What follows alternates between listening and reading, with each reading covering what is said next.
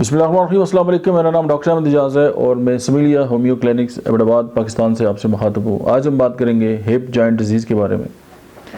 Hip joint disease किसी एक को हो जाए तो उसके बाद आपको कूल्हे ही तब्दील करना पड़ता है और आहिस्ता आहिस्ता जो है वो हड्डी बस समझे कि वो अपने आप को खा रही होती है और आपके लिए डिस्टर्बेंस जो है वो क्रिएट हो रही होती है। होम्योपैथिक मेडिसिन ऐसी है कि जो इस डिज़ीज़ को रोक भी सकती है और इसको बिल्कुल रिकवरी की तरफ लेके आ सकती है।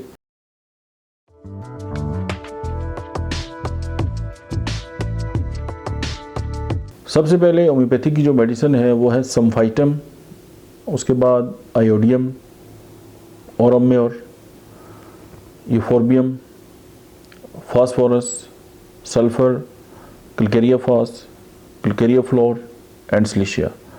ये सारी मेडिसिन जो है ये 30 में मिलाकर आप दिन में 3 से 4 बार इस्तेमाल करें। और सबसे पहले तो ये है कि हिप जॉइंट डिजीज़ जो है उसकी जो आगे प्रोग्नोसिस है, जो उसका बर्न है वो रुक जाएगा और आप एक बहुत ज़बरदस्त किस्म की जो है वो सपोर्ट महसूस करेंगे। और ये बीमारी बहुत ही जो है वो आहिस्ता आहिस्ता बढ़ने वाली होती है और बहुत ज़्यादा डिस्टर्बिंग है, क्योंकि हड्डियों को जो है वो खा रही होती है और हिप जो है वो कूल्हे जो है वो फिर तब्दील कराने पड़ते हैं और बहुत सारे मसाइल पैदा हो जाते हैं। ये जो होम्योपैथी की मेडिसिन है, चूँकि ये डायनामिक मेडिसिन है, इनके अंदर कोई क्वान्टिटेटिव डोज नहीं है। ये आपकी बॉडी को जाके एक मैसेज देती है और जिस्म अपने आप को जो है खुद ठीक करना जो है वो स्टार्ट कर देता है। और ऑटो इम्यून डिसऑर्डर पे होम्योपैथी का बहुत बड़ा काम है।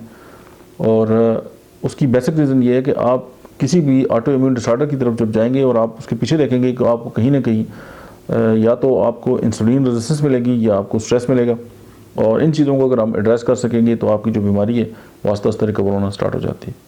मुझे उम्मीद है कि हिप जॉइंट डिजीज़ के बारे में ये जो वीडियो है ये आपकी ज़िंदगी में कोई ना कोई बेहतरी ज़रूर लेके आएगी। Thank you.